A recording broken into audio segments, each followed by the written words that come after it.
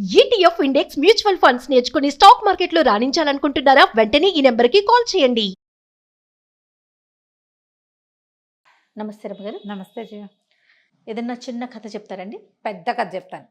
చెప్పండి రమ్మ గారు. ఈ మన సిండ్రెల్లా లాంటి కథలు కొన్ని కొన్ని భలే ఆసక్తికరంగా ఉంటాయి. సిండ్రెల్లా ఒక ప్రత్యేకమైన కథ కదా. కొంచెం అటు ఇటుగా ఉన్న ఒక కథ చెప్పుకుందాం. పూర్వం అట ఈ బాగ్దాదు నగరపు కథలు ఇవి బాగున్నాయి, అరేబియన్ స్టోరీస్. పిల్లలు మీకు మగ పిల్లలు కదా రమ్మగారు, వినరేమో బహుశా. ఆడపిల్లలు ఉంటే ఎంతసేపు సిండ్రిల్లా స్టోరీలేనండి. క్యారెక్టర్లు వీళ్ళు ఒకళ్ళు సిండ్రిల్లా, ఒక స్టెప్ మదరు, ఒకళ్ళు మామూలు మదరు, భలే ఉంటాయి రమ్మగారు. మా అబ్బాయిలు కాగోలేదు, మగపిల్లలు కదా. అర్జునుడు, విక్రమార్కుడు అవి అలాంటివి నేను రోజు ఇంట్లో వింటా ఉంటాను. హాలిడే అయితే చాలు సిండ్రిల్లాలు క్యారెక్టర్లు. వీళ్ళకి ఎవరి మీద అయితే కోపం ఉంటుందో దాన్ని స్టెప్ మదర్ కూతురు కింద పెట్టేస్తున్నారు. ఎంత ఫన్నీగా అనిపిస్తుంది అంటే రమ్మగారు, వాళ్ళు ఆడుకునేటప్పుడు వినాలి. మా వాళ్ళంతా మేము హనుమాన్ క్యారెక్టర్లు అవి చేసేవాళ్ళం. సూపర్ మ్యాన్, స్పైడర్ మ్యాన్, ఈ క్యారెక్టర్లు విన్నారు. పాత కథలు మావి ఎప్పటిపో కదా, పెద్దవాళ్ళు అయిపోయారు.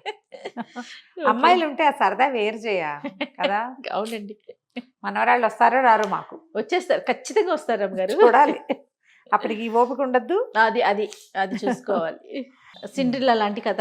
ముసలివాడి భార్య కథ పేరే అది. పూర్వం అంటే ఈ బాగ్దాద్ నగరంలో ఒక కట్టెలు కొట్టుకునేవాడి కుటుంబం ఒకటి ఉండేది. అతను కట్టెలు కొట్టి తెచ్చి ఆ కట్టెలు నమ్ముకుని బతికేవాళ్ళు. అయితే ఇతనికి ఒక్క కూతురు ఉండేది. భగవంతుడు ఇంకా పిల్లల్ని ఇవ్వలే వాళ్ళకి. పిల్ల మహముచ్చటగా చక్కగా ఉండేది.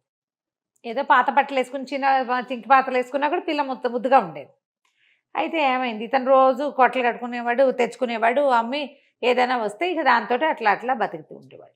వీళ్ళు ఈ కట్టెలు కొట్టే అతను కుటుంబం ఉన్న వీధిలో ఒక సంపన్నుల కుటుంబం కూడా ఉండేది. వీధికి ఆ చివరి వాళ్ళు ఈ చివరి వీళ్ళు ఉండేవాళ్ళు. ఆవిడ దర్గాకో ఎక్కడికో దండం పెట్టుకోవడానికి వెళ్తూ దారేపోతూ ఈ పిల్లని చూసేది. ఓ రోజు ఆవిడ కొడుక్కి పెళ్లి చేద్దాం అనుకుంది. ఆవిడకో కొడుకున్నాడు. పెళ్లి చేద్దాం అనుకుని ఆవిడ తలుచుకున్న రోజున ఈ పిల్ల కొంచెం ఏదో ఒక మంచి బట్ట కట్టుకుని పువ్వులు కడుతూ వాకిట్లో కనపడింది. కనపడేసరికి ఈవిడ ముచ్చట పట్టలేకపోయింది. పిల్ల ఎంత ముద్దుగా ఉంది, ఇటువంటి పిల్లని కదా చేసుకోవాలి కోడలుగా. అంతకుముందు బాగుంది అనుకునేది, ఇప్పుడు కోడలు ఆలోచన వచ్చేసరికల్లా కనపడిన పిల్ల మీద మనసు అయిపోయింది. ఆవిడేం చేసింది, గబగబా వాళ్ళ ఇంటి వాకిట్లోకి వెళ్ళి, అమ్మాయి నిన్ను నా కొడుకు పెళ్లి చేసుకుందాం అనుకుంటున్నాను, ఇగో ప్రధానంగా నీకు ఉంగరం పెట్టినానని వేలుకున్న వజ్రపు ఉంగరం తీసి ఆ పిల్ల చేతికి పెట్టి, వాళ్ళ అమ్మ ఏదో గిన్నెలు తోకుంటుంది, తండ్రి అసలు లేడు. అక్కడి నుంచి ఈ పిల్లని నిర్ఘాంతపోయింది. మరి ఎవరో ఒకళ్ళు అలా ప్రధానాలు పెట్టడం ఆ కాలంలో అలా ఉండేది కాబోలు. ఆవిడ సంపన్న గృహస్థు కాదని లేకపోయింది. ఆవిడ వెళ్ళిపోయింది. వెళ్ళిపోయాక సాయంకాలం నాన్న వచ్చాక, మధ్యాహ్నం అమ్మ వచ్చాక చెప్పింది, ఇట్లా ఆవిడ ఉంగరం పెట్టి వెళ్ళింది అదని చెప్పింది. చెప్పేసరికల్లా సరే బాగానే ఉంది.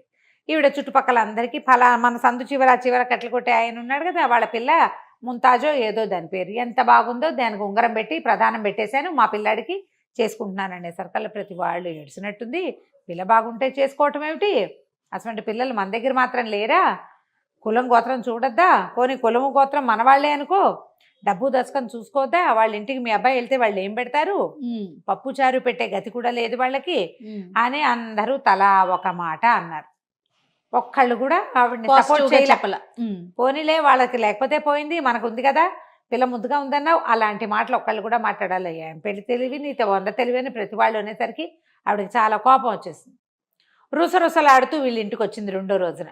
అని నా ప్రధానం క్యాన్సిల్ అని ఉంగరం లాగేసుకుంది. పిల్ల ఏడు మొహం పెట్టుకుని నుంచుంది.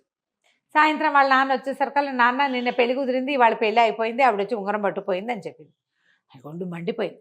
భగవంతుడా, నేనేమనుకున్నాను, అసలు పిల్లకి పెళ్లి చేయగలనా అని ఎప్పుడూ అనుకునేవాడిని, అలాంటిది ఒకరోజు పొద్దున్నే ఆశ చూపించావు నాకు, ఓ రోజు సాయంకాలం వచ్చేసరికి పిల్ల పెళ్ళి అన్నావు, ప్రధానం అన్నావు.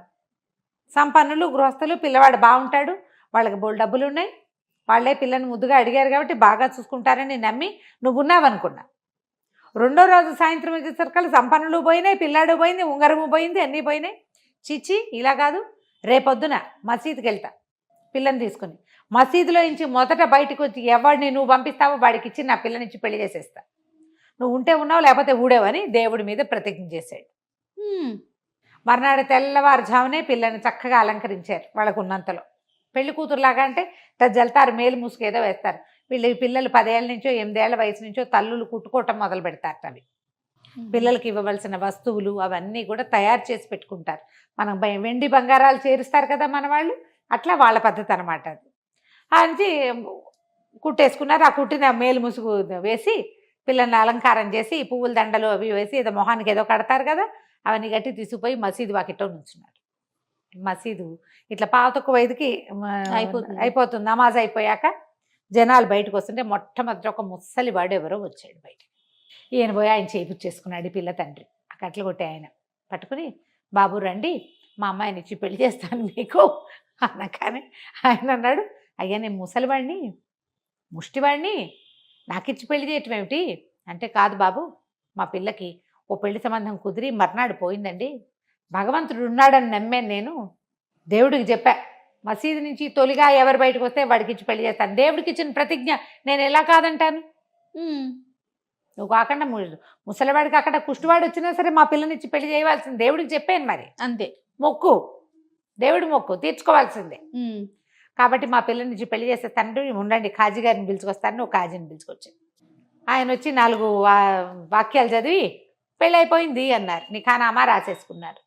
అక్కడి నుంచి ఆ తండ్రి కాస్త ఏడ్చి శోకాలు పెట్టి పిల్లని ఆయనకు అమ్మకం పెట్టేశారు. వాళ్ళు విచిత్రంగా ఉంటాయి కదా. మన జానపద కథల్లోనేమో రాజుగారు అబ్బాయి ఎటో వెళ్తాడు, రోడ్డు మీద ఎవతనో చూసేసి పెళ్లి చేసుకుంటాడు, అంతే వెళ్ళిపోతాడు. ఇది ఇక్కడే ఉంటుంది. ఈ కథల్లో ఇలాంటివి కనపడతాయి అన్నమాట.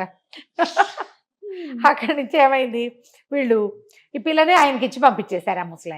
ఆ ముసలాయన ఈ మసీద్ నాకు ఎక్కువ దూరం నేను వెళ్ళను, ఈ మసీదు పక్కనే అని చెప్పేసి మసీదు పక్కనే ఒక చిన్న కొట్టం లాంటి ఒక గది ఉంది. ఆ గదిలో తీసుకెళ్ళి పెట్టాడు అమ్మాయిని. రోజు సాయంకాలం 5 రాగి కాసులు 5 ఒక రొట్టె తెచ్చి ఇచ్చేవాడు.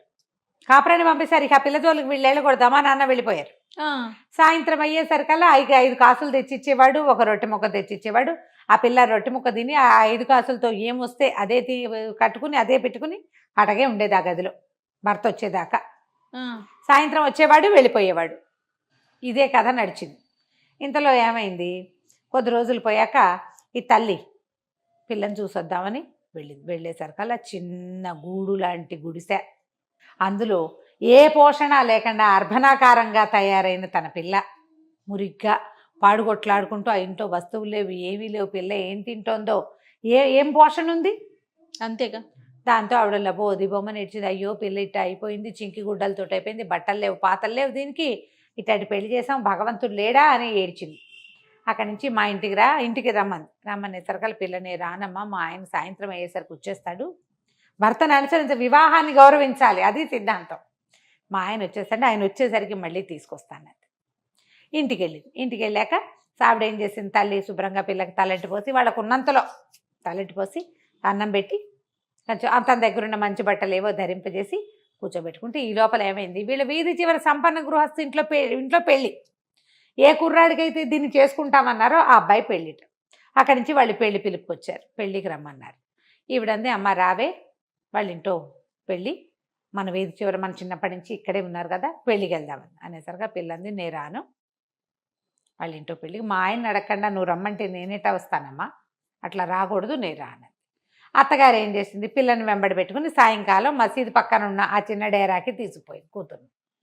తీసుకుపోతే ఏమైంది, అక్కడికి వెళ్ళాక అల్లుడు గారు, ఫలానా మా వీధి చివర ఉన్న సంపన్నుల ఇంట్లో పెళ్ళండి, మా చుట్టాలు పక్కాలు అంతా వస్తారు, మా వీధిలో వాళ్ళంతా వెళ్తున్నారు, మేము అదే అక్కడ ఉన్న వాళ్ళమే కదా, వాడకట్టులో పెళ్ళికి వెళ్ళకపోతే బాగోదు కదా, తెల్లారులేస్తే మొహాలు చూసుకోవాలి, మరి మా అమ్మాయిని కూడా తీసుకెళ్తానంటే మా అమ్మాయి రానంటుందంటే, ఎందుకు వెళ్ళావు, వెళ్ళన్నాడు ఆయన.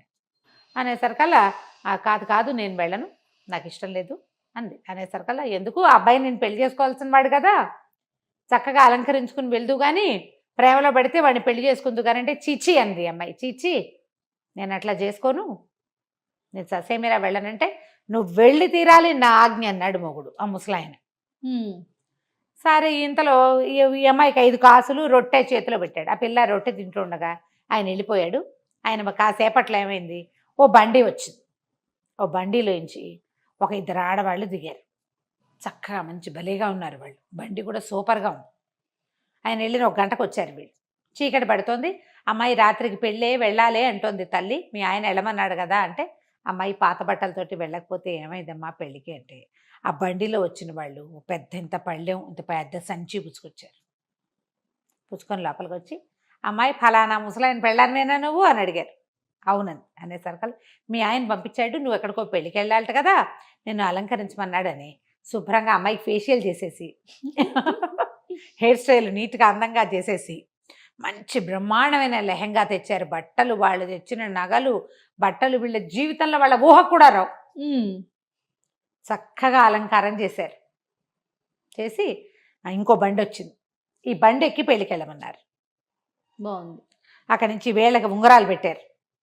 నువ్వేదైనా నీ ఒంటి మీద వస్తువుల్లో ఒకటి పెళ్లి కూతురికి బహుమతిగా ఇవ్వమన్నాడు మీ ఆయన అని చెప్పారు. పెళ్ళికి వెళ్తుంటే మరి పెళ్లి కూతురికి బహుమతి ఇవ్వద్దు. సరే అక్కడి నుంచి తల్లి పిల్ల ఇద్దరు బండి ఎక్కారు. వెళ్ళమన్నాడు కదా భర్త. వెళ్ళారు. పెళ్ళికి వెళ్ళేసరికి పెళ్లిలో అందరూ నిర్ఘాంతపోయారు. ఇదేవరు ఈ చందమామ ఇక్కడి నుంచి వచ్చింది, ఈ పిల్ల ఎవరు ఎవరు ఎవరు ఈవిడ మా కూతురే అంటుంది, ఇదేవిడు వీళ్ళ కూతురు ఇలా ఇలా అయిపోయింది అని ఆశ్చర్యపోతున్నారు. అక్కడి నుంచి ఇంకా నిఖానామా చదవాలి, ఇంకా సమయం ఉంది కాస్త. పెళ్లి కూతుర్ని పెళ్లి కొడుకుని పక్క పక్కన నుంచోబెట్టారు. ఈ పిల్ల ఏం చేసింది, చేతికున్న ఉంగరం తీసి ఆ పెళ్లి కూతురికి తొడగబోయింది. తొడగబోయేసరికల్లా ఆ పెళ్లి కొడుకు దీన్ని చూసేసరికల్లా నిర్ఘాంతపడి ఆ అమ్మాయి కేసి చూడడం మొదలుపెట్టాడు. ఇవి పెళ్లి కూతురు ఉంగరం పెట్టించుకుంది.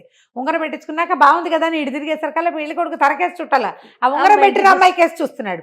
చూసింది పిలిచినా పలకటాల వాడు అట్లా నోరు తెచ్చుకొని మైమర్చిపోయినాడు. దాంతో ఈ అమ్మాయి ఏం చేసిందో చేతుకున్న ఉంగరం తీసి విసిరుకొట్టి నాన్న అమ్మ అని కేకేసి, వీడు వచ్చిన దాని ఎవత్వం ఇంకో చూస్తున్నాడు, ఈ పెళ్లి నేను చేసుకోను, నేను వెళ్ళిపోతాను అనేసి ఆరవడం మొదలుపెట్టింది. అరిచినా వీడు ఇంకా పెద్దగా స్పృహలోకి రాలా, విరిపిస్తున్నాయి అరుపులు. అమ్మాయి కేసే చూస్తున్నాడు. ఇంతలో ఏమైంది, పిల్లంది అమ్మాయి ఏమిటో ఇక్కడ గలాభాగా ఉంది, పదమ్మ మనం వెళ్ళిపోదాము, ఈ నగలు నాణ్యాలు వాళ్ళకి ఇచ్చేసేయాలి అని చెప్పి ఆ బండిలో తల్లి పిల్ల ఇద్దరు దాని ఒరిజినల్ గుడిసిందిగా అక్కడికి వచ్చేసారు. ఈ అమ్మాయి ఏం చేసింది, నగలు నాణ్యాలు అన్నీ తీసేసి ఆ వస్తువులన్నీ మూటగట్టి ఆ బండిలో పెట్టి, అబ్బాయి ఎవరి దగ్గర నుంచి ఇవన్నీ తెచ్చావో వాళ్ళకి ఇచ్చేసేయమని చెప్పి పంపించేసి, అక్కడేమో ఆ సంపన్న గృహస్థింట్లో పెళ్ళి అయిపోయింది. ఆ పిల్ల వెళ్ళిపోయింది కదా, మాటల మీరగా చుట్టుపక్కల వాళ్ళు అన్నారు, ఏమిందమ్మా అంత గోల్ చేస్తావు, ఆ పిల్ల వీడికి తప్పిపోయిన పెళ్ళాము, అది ఆశ కొద్దీ ఓసారి చూశాడేమో, చూస్తే ఏమైంది అని పొట్టాడారు. చుట్టుపక్కల వాళ్ళు అందరూ కలగ చేసుకుని మాట్లాడతారు కదా పెళ్లి చేయాలని. దాంతో వీడికి ఏమిటి ఈఎంఐ అయినా, మా అమ్మ నాకు తప్పించిన పెళ్లి కూతురు అయితే నాకు అదే కావాలి, ఈ పోడు మొహద్ద నాకు వద్దన్నాడు. ఇలా అనేసరికల్లా ఆ పిల్ల తండ్రి వాడెందుకు ఒప్పుకుంటాడు, వాళ్ళకి తిక్కరేగింది. వాళ్ళకి మేము చచ్చినా మా పిల్లని వీడికి ఇచ్చి పెళ్లి చేయము, మేము ఇచ్చినవన్నీ మాకు ఇచ్చేసేయండి అని చెప్పి వాళ్ళు తెచ్చిన స్వీట్లు హాట్లు తట్టా పుట్టా బంగారం గింగారాన్ని మూట కట్టుకుని పట్టుకుని వెళ్ళిపోయారు. పెళ్ళి అయిపోయింది. ఈ పిల్లాడేమో అసలు ఆ పిల్ల ఎక్కడుంది, ఇది రావటం ఏంటి, ఇంత అందగత్తెని నాకు ఇట్లా చెడగొట్టేసావా అమ్మ అని అమ్మ మీద పడి ఏడ్చిపోట్టాడు. వాళ్ళ అమ్మ ఏమంది, సరే నేనేం చేయనురా నాయన, వాళ్ళు ఎవరికో బిచ్చగాడికి ఇచ్చి పెళ్లి చేసుకున్నారట, కావాలంటే ఆ పెళ్లి విడిపించి నువ్వు తెచ్చుకో, నేను పిల్ల అందంగా ఉందంటే వీళ్ళంతా కులం గోత్రం డబ్బు దస్కమని అందరూ కలిసి చెడగొట్టారు, ఇప్పుడు అది నగలేసుకుని తయారయ్యేసరికల్లా అది అందగత్త అంటున్నారు, కావాలంటే తెచ్చుకోమంది. సరే ఇతను అమ్మాయి ఎక్కడుందా అని వెతకడం మొదలుపెట్టాడు. వెతికి చివరికి ఈ మసీదు పక్కన ఉన్న చిన్న గుడిసెలో ఉంటుందని తెలిసింది. అక్కడికి వచ్చేసాడు. వచ్చేసరికల్లా పదే అడగటం మొదలుపెట్టాడు, నన్ను పెళ్లి చేసుకుంటే అమ్మాయి తెగ తిట్టిపోతుంది, నేను పెళ్లి చేసుకోవటం ఏమిటి, నువ్వు ఎవరితోనో చేసుకో, నాకు పెళ్ళి అయిపోయింది, పెళ్ళి అయిపోతే ముష్టివాడితో ముసలివాడితో ఎలా ఉంటావంటాడు. ఎలాగోలాగా ఉంటారు, ఎలా ఉన్నా సరే మా నాన్న దేవుడు ఆజ్ఞ మీద నాకు ఒక పెళ్లి చేశాడు, నేను దేవుడు ఆజ్ఞని గౌరవిస్తా, మా నాన్న ఆజ్ఞని గౌరవిస్తా, పెళ్ళిని గౌరవిస్తా, ముసలిగా ఉన్నా ఇంకోలా ఉన్నా నాకు నా మొగుడే కావాలి, నువ్వు నాకు పనికిరాదు. వాడేమో ఒప్పుకోవాలి, ఇలా నువ్వు ఒక ముసలివాడి దీంట్లో ప్రాపకంలో ఉంటానికి వీల్లేదు. ముసలివాడు వచ్చాడు, ఇంతలో భర్త వచ్చాడు. వచ్చేసరికల్లా భర్త అన్నాడు, నువ్వు పెళ్లి చేసుకో, నేను నీకు ఆజ్ఞిస్తా అంటే, నువ్వు కాదు, అల్లా ఆజ్ఞిస్తే తప్పిస్తే నేను చేయను, అల్లా ఆజ్ఞించిన చచ్చిపోతాను కానీ వీడిని పెళ్లి చేసుకోను నేను, భగవంతుడు ఇచ్చిన ఆజ్ఞ పెళ్ళి, దీన్ని మేరును నేను, నువ్వు చెప్పినా సరే, అయితే సుల్తాన్ మాట వింటావా అన్నాడు. సుల్తాన్ దగ్గరికి తీసిపోయి ఇవ్వండి అని చెప్పేసరికల్లా వీడేమన్నాడు, ఇలాగ ఒక చెల్లని పెళ్ళి ఒక రోజుకు ఒకసారి మొహం చూపించే మొగుడితో ఎలా ఉంటుంది, ఈ అమ్మాయిని నాకు ఇచ్చి చేయాల్సిందని సుల్తాన్కి ఒక ఉత్తరం రాశాడు. ఉత్తరం పెట్టారు సుల్తాన్ దగ్గరికి. పెడితే సుల్తాన్ వెళ్ళని ఈ కేసు చూస్తాను రమ్మన్నాడు. రమ్మనేసరికల్లా ఇద్దరు వెళ్ళారు. వీడేమో ఈ అమ్మాయి నాకు ప్రధానమైన అమ్మాయి, వాళ్ళ నాన్న ఎవరికో ఇచ్చి పెళ్లి చేశాడు, ఇప్పుడు నాకు ప్రధానం చేసిన పిల్ల నాకే కావాలి అని వీడు. మా నాన్న అల్లా ఆజ్ఞ చొప్పున ఒకళ్ళకి నన్ను ఇచ్చి పెళ్లి చేశాడు, భగవంతుడి ఆజ్ఞ, నేను అది మీరను, నీ భర్తను నువ్వు గుర్తుపడతావా అని ప్రశ్నించారు. గుర్తుపడతానన్నాడు. గుర్తుపడతానంది. సరే అయితే అమ్మాయి జనానాలో ఉంటుంది కదా, గుర్తుపడతావేమో, బయటకు వచ్చి చూడు అని చెప్పాడు. చెప్పేసరికల్లా సుల్తాన్ గారు కుర్చీ దిగి కిందకు వచ్చాడు. ఈ అమ్మాయి నిర్ఘాంతపోయింది, ఇతనే నా భర్త అని చెప్పింది.